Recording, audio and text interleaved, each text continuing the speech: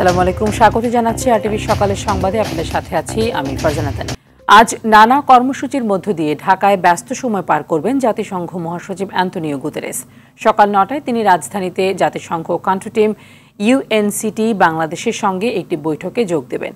এরপর নতুন জাতিসংঘ কমন প্রাঙ্গণ পরিদর্শন করবেন। সেখানে তিনি ৫০তম বার্ষিকী উপলক্ষে আয়োজিত আলোকচিত্র প্রদর্শনী দেখবেন এবং আনুষ্ঠানিকভাবে জাতিসংঘের পতাকা উত্তোলন করবেন। দুপুরে হোটেল ইন্টারকন্টিনেন্টালে সংস্কার প্রস্তাবনা নিয়ে বিএনপির প্রতিনিধি দলের সঙ্গে গোলটেবিল আলোচনায় যোগ দেবেন তিনি। পরে তরুণদের সঙ্গে সংলাপ এবং সুশীল সমাজের প্রতিনিধিদের সঙ্গে একটি বৈঠকে অংশ নেবেন। বিকেলে জাতিসংঘ মহাসচিব এবং পররাষ্ট্র উপদেষ্টা মোহাম্মদ তৌহিদ হোসেন একটি যৌথ সংবাদ সম্মেলনে অংশ নেবেন। ৪ দিনের সফরে ঢাকায় জাতিসংঘ মহাসচিবের আজ তৃতীয় দিন। বিরোধী মত দমনে মধ্যযুগীয় কায়দাকেও হার মানিয়েছিল ফ্যাসিবাদের আইনশৃঙ্খলা বাহিনীর সদস্যরা। কোনো মামলা না থাকলেও তুলে নিয়ে করা হতো পাশবিক নির্যাতন। ২০১৫ সালে বিএনপি নেতা আনিসুর রহমান তালুকদার খোকনকে ৩ মাসেরও বেশি সময় অচেনা জায়গায় বন্দী রেখে করা হয় পাশবিক নির্যাতন। ভেঙে ফেলা হয় একটি হাত ও একটি পা। খোকনের ওপর হওয়া সেই অমানবিক নির্যাতনের গল্প জানাচ্ছেন সহকর্মী রফিকুল ইসলাম, ছবি তুলেছেন মোহাম্মদ আলাউদ্দিন। সময়টা পার করা সেটা ছিল একদম তার চাইতে বেশি কষ্টে। ২০১৪ সালের একতরফা নির্বাচনের বিরুদ্ধে আন্দোলনের কারণে বিএনপির যে নেতারা প্রথম দিকে আওয়ামী লীগ সরকারের গুমের শিকার হয়েছিলেন, তাদের মধ্যে অন্যতম ছাত্রদলের তৎকালীন সাংগঠনিক সম্পাদক ও বিএনপির কেন্দ্রীয় সহ গণশিক্ষা বিষয়ক সম্পাদক আনিসুর রহমান তালুকদার খোকন। ২০১৫ সালের ৬ মার্চ ধানমন্ডি থেকে সাদা পোশাকে তুলে নেওয়া হয়। এরপর তার উপর শুরু হয় অমানবিক নির্যাতন। হাত দুটো পিছনে নিয়ে হ্যান্ডকাপ পরে একটা কালো টুপি পরাই দিল। সম্ভবত মোহাম্মদপুরে কোনো একটা র্যাব ক্যাম্পে আমাকে আধা ঘন্টার মতো রাখে। সেইখান থেকে আমাকে নিয়ে যায় আবার অন্য একটা জায়গায়। নিয়ে যাওয়ার সাথে সাথে বাজেভাবে নির্যাতন শুরু হলো। হকি স্টিক দিয়ে ইচ্ছা মতো পিটাতে শুরু করলো। একটা গামছা দিয়ে চোখ বেঁধে ফেললো। চোখ বেঁধে তারপরে 2টা টুপি পরাই দিল। একদমই নিঃশ্বাস নিতে পারছিলাম না। মনে হয়েছে ও দম বন্ধ হয়ে মারা যাচ্ছি। তারপরে পিছনে হ্যান্ডক্যাপ মাটিতে ফেলে, একদম মেঝোতে ফেলে ইচ্ছা মতো আধা ঘন্টার মতো পিটাইলো। আমি তো সেন্সলেসের মতো হয়ে গেলাম। এভাবেই প্রায় 10 দিন 11 দিনের মতো প্রতিদিনই 2-3 বার করে এভাবে মারতো। আর ঘাড়ে একটা ইঞ্জেকশন দিত। পানি খেতে দিত না। পানি করে চিৎকার করলো, পানি দিত না। ওই সময়টা অনেক বাজেভাবেই আর কি। চিন্তাই করা যায় না যে একটা মানুষকে এত বাজেভাবে নির্যাতন করতে পারে। ওরা যারা ছিল, আমার মনে হয় ওদের কোনো মানুষ না, ওদের মনুষ্যত্ববোধও ছিল না। 3 মাস 17 দিন পর একাধিক মামলায় গ্রেপ্তার দেখিয়ে তাকে কারাগারে পাঠানো হয়। হঠাৎ করে একদিন ওরা বলতেছে, তোমাকে ছেড়ে দেবো, চলো যাই। তারপরে নিয়ে গেল। নেওয়ার পরে আমরা একটা জায়গায় গেলাম। কিছুক্ষণের জন্য চোখ খুলে ওরা সরে গেল। দেখলাম ছোট্ট একটা রুম, 5-6 ফিটের মতো লম্বা, 4 ফিট পাশে হবে। ওয়ালে সোহেলের গ্যান্ডারিয়া নাম লেখা দেখলাম, আমাদের কর্মী সোহেল হয়তো ওইখানে ছিল। ও হ্যান্ডকাপ দিয়ে কোনো মতে ঘষে নামটা লিখে গেছিল। তো সেইটা দেখে আমি বুঝতে পারছি যে আমি এখন গুম আছি। 5-6 দিন পর একবার গোসল করানো হতো। তো খাবার যখন মন চায় তখন দিত, কোনো সময় দিত না। আমাদের ইলিয়াস চালি, আমাদের চৌধুরী আলম, আমাদের সুমন, আমাদের কর্মীরা যারা গুম হয়েছে, আমি জানি তারা আর ফিরে আসে নাই। আমার সব সময় এটাই চিন্তা হতো যে আমার মনে হয় আর কখনো ফিরে যাওয়া হবে না। আমার মনে হয় আর কখনো সন্তানদের সাথে দেখা হবে না, সহযোদ্ধাদের সাথে দেখা হবে না, আমার স্ত্রীর সাথে দেখা হবে না, আমার বাবা মায়ের সাথে দেখা হবে না। এই কথা মনে হলে মানসিকভাবে একদমই পাগলের মতো হয়ে যেতাম। অস্থিরতা সবসময় থাকতো। মনে হয় যার বাঁচবই না, এরকম একটা অবস্থায় চলে যেতাম। ঘাড়ে একটা ইঞ্জেকশন দিত। ঘাড়ে ইঞ্জেকশনটা দিলে আমার মনে হতো যে আমি বাইরে আছি, সহযোদ্ধাদের সাথে আছি, আমি আমার ফ্যামিলির সাথে আছি। আমি মনে হয় শূন্যে ভাসতেছি। প্রায় 13 মাস অন্যায়ভাবে কারাভোগের পর জামিনে মুক্ত হন খোকন। তবে এখনও সেই দুঃসহ স্মৃতি তাড়া করে বেড়ায় তাকে। শরীর তো অনেক খারাপ হয়ে গেছে। বাম পা, আমার বাম সাইডটা একটা সাইড একদমই সেন্সলেস হয়ে থাকে, হাঁটুটা ভেঙে দিছিল, আমার ডান হাতের এই জায়গাটা ভেঙে দিছে, এইখানটা ভেঙে দিছে। কিভাবে আমার স্ত্রী, আমার সন্তান, আমার বাবা বা ভাই বোনরা এই সময়টা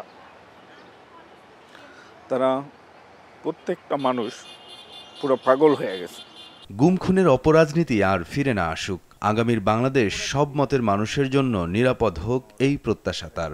রাজনীতিক কর্মী সে যে দলেরই হোক, এই ধরনের মানে কারো প্রতি যেন নির্যাতন করা না হয়, যে নির্যাতনটা পুরো পরিবার ভোগ করে। কারণ আমি আমার পরিবার থেকে আমার যে গল্পগুলো শুনছি, আমি মনে করি যে তারা 4 মাস যে অবস্থায় ছিল, আর যারা আজকে 14 বছর 15 বছর যারা আছে তারা কি অবস্থায় আছে। এই জন্যই আমি মনে করি রাজনীতিক কারণে হোক আর যে কোনো ব্যাপারে হোক, এই গুম মানে এই যে নির্যাতন, মানে এই যে একটা গুমের যে একটা বিষয়, এটা যেন আর আমাদের বাংলাদেশে কোনো এই বিষয়টা যেন কোনো কারো প্রতি আর কোনো দিন না হয়। গত 17 বছরে গণতন্ত্র পুনরুদ্ধারের আন্দোলনে 5 বছরেরও বেশি সময় কারাভোগ করতে হয়েছে খোকনকে। তার মতো অসংখ্য নেতাকর্মীর এই ত্যাগের বিনিময়ে আগামীতে একটি সুখী সমৃদ্ধ বাংলাদেশ গড়ে উঠবে, এই প্রত্যাশা তার। আবার বাংলাদেশে নতুন করে স্বপ্ন। রফিকুল ইসলাম, RTV, ঢাকা। গাড়িতে ঢুকে 2 সাইড দিয়ে 2 জন ঢুকে। ঈদ উল ফিতর উপলক্ষে বাস ট্রেনের টিকিট বিক্রির দ্বিতীয় দিন আজ শুরু হচ্ছে 25 মার্চের ট্রেনের অগ্রিম টিকিট বিক্রি। এবার ঈদ যাত্রায় ঢাকা থেকে ছেড়ে যাওয়া ট্রেনের মোট আসন সংখ্যা 35,935টি। সকাল 8টা থেকে টিকিটগুলো অনলাইনে বিক্রি হচ্ছে। এ সময় পাওয়া যাবে রেলওয়ের পশ্চিমাঞ্চলের আন্তনগর ট্রেনের টিকিট। অন্যদিকে দুপুর 2টায় বিক্রি শুরু হবে পূর্বাঞ্চলের আন্তনগর ট্রেনগুলোর টিকিট। বরাবরের মতো এবারও আন্তনগর ট্রেনের 7 দিনের অগ্রিম টিকিট বিশেষ ব্যবস্থায় বিক্রি করা হবে। বিশেষ ব্যবস্থায় বিক্রি হওয়া কোনো টিকিট রিফান্ড করার সুযোগ থাকছে না। গাবতলী, মহাখালী ও যাত্রাবাড়ি সহ বিভিন্ন বাস কাউন্টারে দেখা যায় ঈদের আগের 2 দিনের টিকিটের চাহিদা বেশি।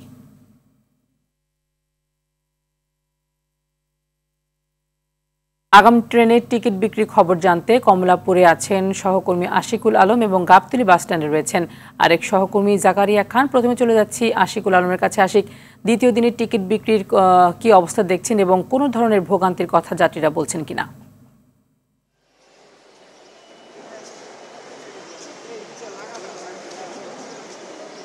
ধন্যবাদ আপনাকে। আপনি জেনে থাকবেন যে শতভাগ টিকিটই কিন্তু এখন অনলাইনে দেওয়া হয়, যার কারণে কিন্তু আপনার চিরাচরিত যে রূপ আমরা গেল কয়েক বছর যাবত আগেও দেখেছিলাম যে এখানে হাজার হাজার লোকের সমাগম থাকতো, সে ধরনের কোনো সমাগম কিন্তু নেই। এবং এখানে আজকে যারা যথারীতি যাচ্ছেন ট্রেনে তারাই শুধু টিকিট কাটছেন। আমরা যেটুকু জেনেছি যে সকালে 8টা থেকে যে পশ্চিমাঞ্চলের টিকিট দেওয়া শুরু হয়েছে, সেই টিকিট কিন্তু এখন শেষ পর্যায়ে রয়েছে। অনলাইনে যারা টিকিট কাটছেন তারা আমাদেরকে এমনটাই জানিয়েছেন এবং কিছুক্ষণ পরেই স্টেশন মাস্টার একটি ব্রিফ করবেন এবং সেখানে তিনি আনুষ্ঠানিকভাবে বিষয়গুলো আমাদেরকে জানাবেন। এছাড়া দুপুর 2টা থেকে কিন্তু পূর্বাঞ্চলের যে টিকিট সেগুলো দেওয়া শুরু হবে এবং তখন কিন্তু পূর্বাঞ্চলে যারা টিকিট প্রত্যাশী তারা টিকিট কাটতে পারবেন। আমরা এর মধ্যে জেনেছি যে রেলওয়ে কর্তৃপক্ষ যেমনটা বলছেন, ঈদকে কেন্দ্র করে তাদের যে নিরাপত্তা ব্যবস্থা এবং সার্বিক যে ব্যবস্থাপনা সেটিকে জোরদারের জন্যই কিন্তু তারা এখন তৎপরতা চালাচ্ছেন এবং যাতে মানুষের কোনো ভোগান্তি না হয় সেই বিষয়টির উপর নজর রেখে তারা তাদের পরিকল্পনা সাজাচ্ছেন এবং তারা সেভাবেই আসলে এবার ঈদের পরিকল্পনাটি করতে চান যাতে যাত্রীদের ভোগান্তি না হয়। এছাড়া এবার 43টি আন্তনগর ট্রেনের যে টিকিট দেওয়া হচ্ছে সেই মোট টিকিট কিন্তু 36,000 টিকিট প্রতিদিনই দেওয়া হচ্ছে। এই টিকিট আজকের যে টিকিট সেটি কিন্তু 25শে মার্চের টিকিট, যেহেতু আজকে 15 তারিখ, 10 দিন আগ থেকেই সেই টিকিট দেওয়া হচ্ছে। এছাড়া অন্যান্য যে ব্যবস্থাপনা সেটির বিষয়ে কিন্তু রেলওয়ে কর্তৃপক্ষ জোরদার তৎপরতা তাদের চালাচ্ছে। তা নিয়ে এই ছিল আমার কাছে কমলাপুর থেকে। এখন আমাদের সাথে যুক্ত হবেন সহকর্মী জাকারিয়া খান গাবতলী বাস স্ট্যান্ড থেকে। আমরা জাকারিয়ার কাছ থেকে জানবো যে বাসে যারা অগ্রিম টিকিট কাটছেন তাদের কি খবরাখবর। জাকারিয়া। শ্রদ্ধেয় আশিকুল আলম ভাই, আপনাকে ধন্যবাদ। আমি এই মুহূর্তে আছি গাবতলী কেন্দ্রীয় বাস টার্মিনালে। আপনারা জানেন যে সামনেই আসছে পবিত্র ঈদ উল ফিতর এবং এই ঈদ উল ফিতরকে কেন্দ্র করে কিন্তু ঘরমুখ মানুষের যেই একটা চাপ থাকে এবং ঘরে ফেরা মানুষের যে তাড়া থাকে, সেই তাড়াকে একটু সহজলভ্য করতে, একটু তাদের স্বস্তি দিতে কিন্তু বাসের অগ্রিম টিকিট বিক্রি শুরু হয়েছে। গতকাল থেকে অর্থাৎ 14ই মার্চ থেকে কিন্তু বাসের এই অগ্রিম টিকিট বিক্রি শুরু হয় সারা দেশে। তারই অংশ হিসেবে গত 14 তারিখে 24 মার্চের টিকিট বিক্রি করে বাস কাউন্টারগুলো, এবং আজকে 15ই মার্চ, আজকে কিন্তু 25শে মার্চের এবং তার পরবর্তী যেসব ডেটের টিকিটগুলো আছে সেই টিকিটগুলো কিন্তু বিক্রি করছেন এখানে। কিন্তু এখানে গাবতলীতে এসে যে আমরা যেটা দেখেছি যে এখানে কিন্তু যাত্রী চাপ খুবই কম। বাস কাউন্টারের যেই লোক ছিলেন তাদের সাথে কথা বলে আমরা যেটা জানতে পেরেছি যে পদ্মা সেতু হওয়াতে একটা বিশাল অংশ যাত্রী কিন্তু ওই রুট দিয়ে তাদের গন্তব্যে যাচ্ছেন। সেক্ষেত্রে কিন্তু গাবতলীতে যারা টিকিট বিক্রি করছেন তাদের কিন্তু যাত্রী সংখ্যা কমে এসেছে, এবং আপনারা যেমনটা দেখতে পাচ্ছিলেন যে পুরো কাউন্টার কিন্তু যাত্রী শূন্য। আমি এই মুহূর্তে একটু চেষ্টা করব একজন বাস কাউন্টারের সাথে কথা বলার জন্য। আপনি যদি একটু জানাতেন আমাদেরকে যে যাত্রী চাপ কেমন, এবং এই যাত্রী আপনি যেমনটি বলছিলেন একটু আগে যে যাত্রী কম, সেটা কি জন্য যদি আমাদের চাপ হলো আপনার কীভাবে থাকবে? আপনার পদ্মা সেতু হওয়ার পরে দক্ষিণ অঞ্চলের যাত্রীগুলো সব সায়দাবাদে চলে যায়, গুলিস্তান চলে যায়, ওইখান থেকে ওদের শর্টকাট হয়ে চলে যায়। এখন আগের মতো আর গাবতলী নেই। আপনি বলছিলেন যে এখানে একটা বাইপাস রুট হচ্ছে, সেটা হলে হয়তো যাত্রী চাপ কিছুটা বাড়বে, সেটা নিয়ে বাইপাস রুট হচ্ছে আপনার হলো তুরাগ মধুমতি মডেল টাওয়ারের ওই পাশে মোগরাকান্দা দিয়ে একটা রোড হচ্ছে, ওইটা হলে গাবতলীর পরিস্থিতি কিছুটা আগের থেকে অনেক ভালো হবে আশা রাখা যায়। যেমনটি আপনারা শুনছিলেন যে এখানে যাত্রীচাপ কম, এবং তারা আশা করছেন যে এখানে যে বাইপাস রুটটি হচ্ছে সেটি হলে যাত্রীচাপ কিছুটা বাড়বে। এই ছিল আমার কাছে সর্বশেষ গাবতলী থেকে।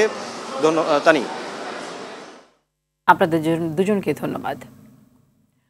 এবারের ঈদ যাত্রাকে স্বস্তিদায়ক করতে ঢাকা টাঙ্গাইল মহাসড়কে মোতায়েন থাকবে 750 পুলিশ সদস্য। এই মহাসড়ক দিয়ে সাধারণ যাত্রীদের নির্বিঘ্নে গন্তব্যে যেতে এরই মধ্যে বাড়ানো হয়েছে পুলিশি টহল। এছাড়া এরেঙ্গা থেকে যমুনা সেতু পর্যন্ত 13.5 কিলোমিটারের 2 লেনের সড়কে সবচেয়ে বেশি ভোগান্তিতে পড়তে হয় যাত্রীদের। তবে এবার পুরো সড়কে 4 লেনে যানবাহন চলাচলের ব্যবস্থা নিতে কাজ করছে সংশ্লিষ্টরা। টাঙ্গাইল থেকে কামাল হোসেনের প্রতিবেদন, বিস্তারিত জানাচ্ছেন আব্দুল হামিদ। সড়ক পথে ঈদযাত্রায় ভোগান্তির আরেক নাম ঢাকা টাঙ্গাইল মহাসড়ক। বেপরোয়া গাড়ি চালানো, অন্য বাসের সঙ্গে প্রতিযোগিতা, যত্রতত্র পার্ক করে যাত্রী ওঠানো নামানোতে অনেক চালকই সড়কে শৃঙ্খলা মানেন না। এছাড়া ফিটনেসবিহীন যানবাহন ও সড়ক সংস্কারে খানাখন্দ তৈরি হওয়ায় কয়েক কিলোমিটার জুড়ে তীব্র যানজটের তৈরি হয় এ রুটে। স্বাভাবিক সময়ে যমুনা সেতু দিয়ে 12 থেকে 15 হাজার যানবাহন চললেও ঈদের সময় তা দাঁড়ায় 50 থেকে 55 হাজারে। এবার যানজটের আশঙ্কায় ঈদের আগেই সড়ক সংস্কারের কাজ শেষ হবে বলে জানান এই প্রকৌশলী। 13.6 কিলো রাস্তা আগামী 17 তারিখের মধ্যে আমরা ফুল কমপ্লিট করে গাড়ি যাতায়াতের জন্য উন্মুক্ত করে দেবো, এবং আশা করছি গত ঈদে যেরকম যানজটের কিছুটা সমস্যা ছিল, এই যে এরকম যানজট হওয়ার আসলে কোনো সম্ভাবনা নাই। সড়কগুলো দ্রুত মেরামত করলে এবারের ঈদযাত্রা স্বস্তির হবে বলে মনে করছেন যাত্রীরা। এছাড়া চালকরা বলছেন এলেঙ্গা থেকে যমুনা সেতু পর্যন্ত 4 লেনের সড়ক খুলে দিলে দুর্ভোগ অনেকটা কমে আসবে। পরিবার পরিজন নিয়ে বাড়ি যাতায়াত করি, আমাদের খুব ভোগান্তিতে পড়তে হয়। রাস্তার কাজটা দ্রুত শেষ হলে আমাদের যাতায়াতের জন্য একটু সুবিধা হবে। সরকারের কাছে এটাই আবেদন, যদি রাস্তাঘাটের কাজটা খুব দ্রুত শেষ করতো তাহলে আমাদের জন্য অনেকটা ভালো হতো। এই রাস্তার কাজ শেষ যতদিন না হবে ততদিন আমাদের ভোগান্তি হবে। এই এলেঙ্গা থেকে যমুনা সেতু পর্যন্ত কাজটা খুব দ্রুত হলে আমাদের সুবিধা হতো। ঈদযাত্রাকে স্বস্তিদায়ক করতে ঢাকা টাঙ্গাইল মহাসড়কে মোতায়েন থাকবে 750 পুলিশ সদস্য। সড়কে যানজট নিরসনে আন্তরিকভাবে কাজ করার কথা জানিয়েছেন টাঙ্গাইলের পুলিশ সুপার। টাঙ্গাইল জেলা পুলিশ এই কার্যক্রমের সাথে প্রায় 750 জনবল আমরা কাজ করব। সকলেই মাঠ পর্যায়ে আমরা থেকে এই যাত্রীদের নিরাপত্তা এবং তারা যাতে একটি স্বস্তিদায়ক পরিবেশে যেতে পারে সেজন্য আমাদের চেষ্টা অব্যাহত আছে। সবার সহযোগিতায় এবারের ঈদযাত্রা হবে নিরাপদ ও স্বস্তিদায়ক, এমনটাই প্রত্যাশা সংশ্লিষ্টদের। আব্দুল হামিদ, RTV। এ বিষয়ে আরও জানাতে ঢাকা টাঙ্গাইল মহাসড়ক থেকে সরাসরি যুক্ত হচ্ছেন সহকর্মী কামাল হোসেন। কামাল, 4 লেনের কাজ শেষ হয়েছে কিনা এবং কবে নাগাদ এটি যানবাহন চলাচলের জন্য খুলে দেওয়া হতে পারে?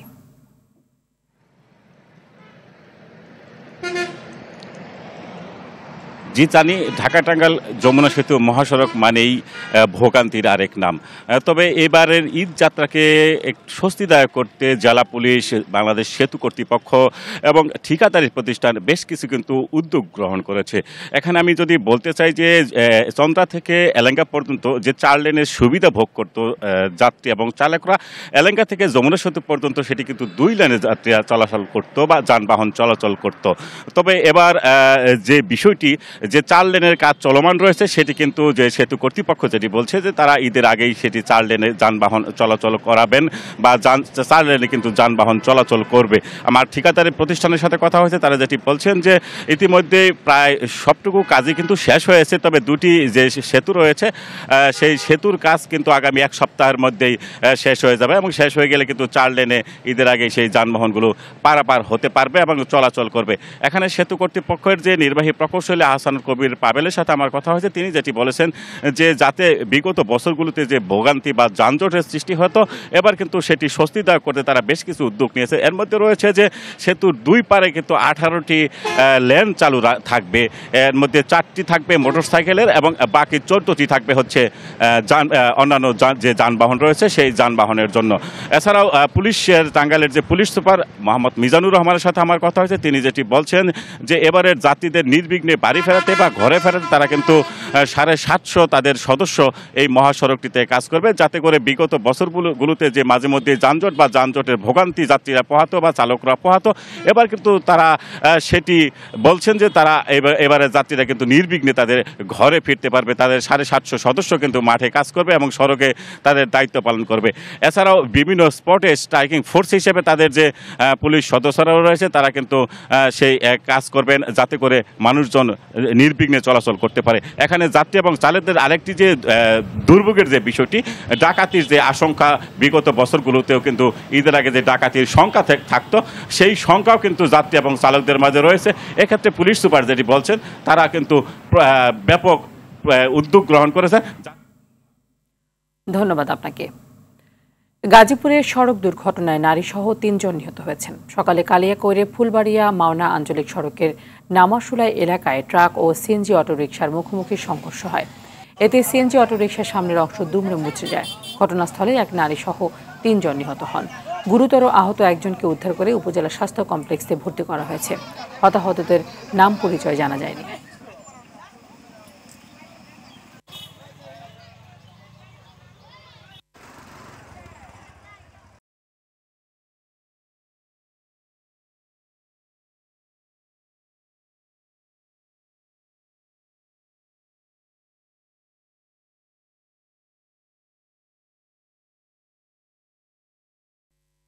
মার্চ 1971 অসহযোগ আন্দোলনের 8ম দিন ছিল।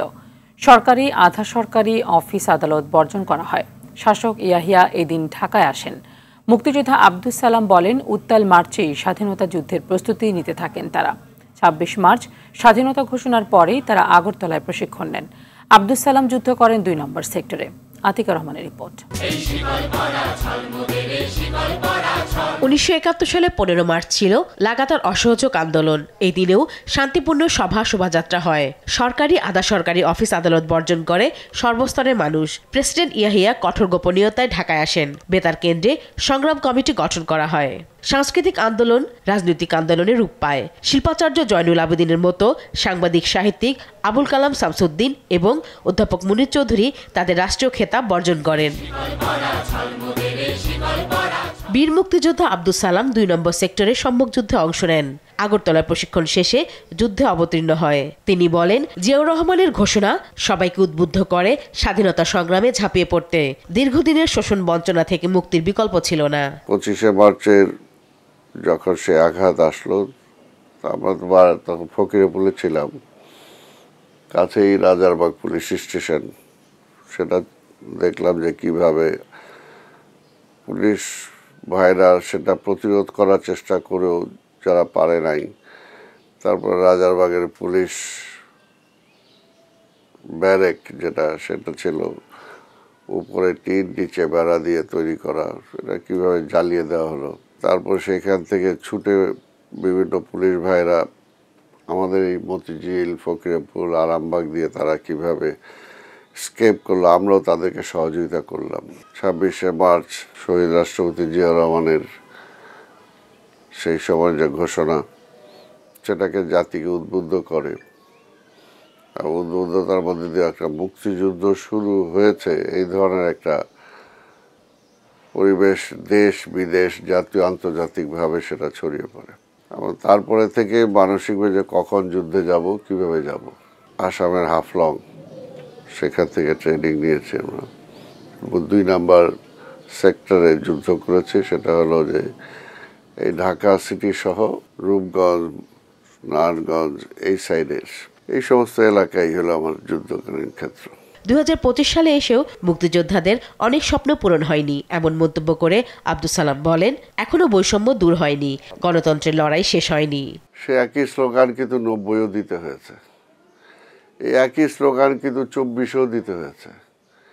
আমি জানি না যে আবার একই স্লোগান আবার আমাদের সন্তানরা যারা এবার দিয়েছে, আবার নতুন সন্তানরা আরও কত বছর পর আবার দিতে হবে কিনা।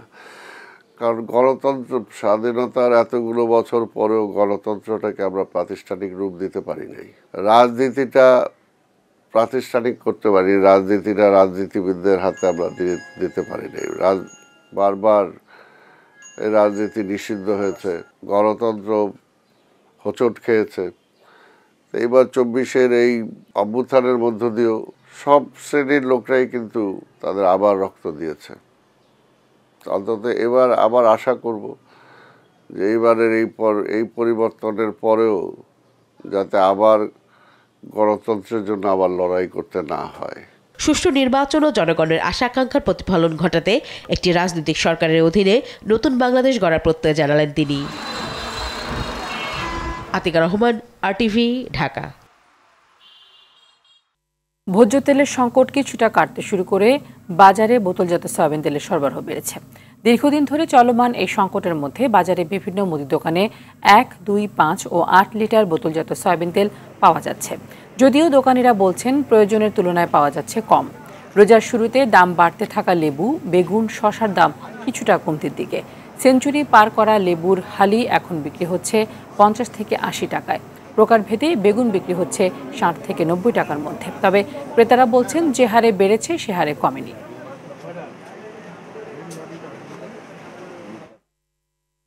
এই মুহূর্তে কারওয়ান বাজার থেকে সরাসরি যুক্ত হচ্ছেন সহকর্মী বিপুল দেবরায়। বিপুল, বাজারের সার্বিক পরিস্থিতি কেমন দেখছেন? কোন কোন পণ্যের দাম বাড়লো আর কি কি পণ্যের দাম কমলো?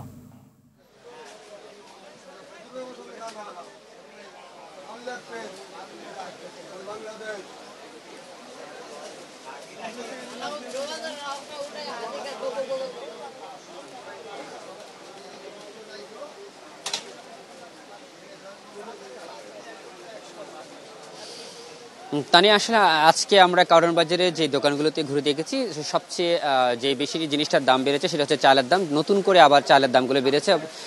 বলা যায় প্রতিটা চালের দামে কিন্তু বৃদ্ধি পেয়েছে। বিশেষ করে 28 মিনিকেট হতে শুরু করে যে চালগুলো রয়েছে চালগুলো কিন্তু দাম বৃদ্ধি পেয়েছে। আমরা 28 চালে আজকে প্রায় 65 টাকা করে বিক্রি হচ্ছে এবং মিনিকেট বিক্রি হচ্ছে 85 টাকা করে। এবং বিক্রেতারা বলছেন যে আসলে প্রতি কেজিতে প্রায় চাল ভেদে 10 থেকে 15 টাকা করে চালের দাম বৃদ্ধি পেয়েছে, এমনটা আমাদেরকে জানিয়েছেন। সেই সাথে আমরা আরো দেখেছি যে যেগুলো এলাচের যে বিষয়টি, অর্থাৎ মশলা জাতীয় যে পণ্যগুলো রয়েছে সেগুলোর মধ্যে এলাচের যে দামটি সেটা কিন্তু বৃদ্ধি পেয়েছে। অর্থাৎ এলাচ কিন্তু আগে কেজি এখানকার দোকানদাররা বলতে কিনা হতো প্রায় 3300 টাকা করে, এখন সেই এলাচের দাম হয়েছে 5200 টাকা করে। অর্থাৎ বলতে গেলেই অনেক টাকাই কিন্তু বেড়েছে। এবং অন্যান্য যে পণ্যগুলো রয়েছে সেগুলো এখনো স্থিতিশীল রয়েছে। বিশেষ করে চাল বাদে ডাল এবং চিনি, অন্যান্য যে পণ্যগুলো আছে সেগুলো রমজান মাসে যে দামটা ছিল, অর্থাৎ শুরু থেকে যে দামটা ছিল সেটা এখনো কিন্তু বিরাজ করছে। তবে কাঁচা বাজারে কিছুটা স্বস্তি রয়েছে, কাঁচা বাজারের দাম আগের তুলনায় কমেছে সেই ক্ষেত্রে। তবে বেগুন এবং লেবু সেটি কিন্তু আগের যে দাম ছিল সেটা ফিরে আসেনি, কিন্তু ক্রেতারা বলছেন যে আসলে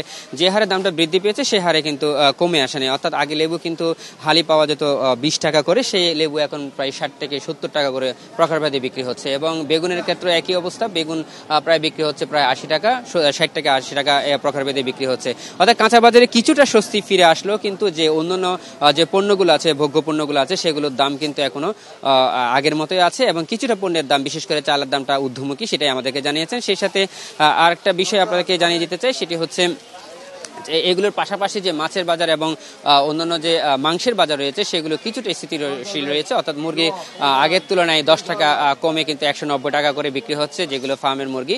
আর সেই সাথে মাছের দামটাও কিছুটা স্বস্তিতে রয়েছে, অর্থাৎ স্থিতিশীল অবস্থায় রয়েছে। তো তা নিয়ে এই ছিল আমার কাছে সর্বশেষ তথ্য কারণ বাজার থেকে। ধন্যবাদ আপনাকে। সকালের সংবাদ এ পর্যন্তই। মধ্যাহ্নের সংবাদ 12টায় দেখার আমন্ত্রণ রইল। ধন্যবাদ সবাইকে।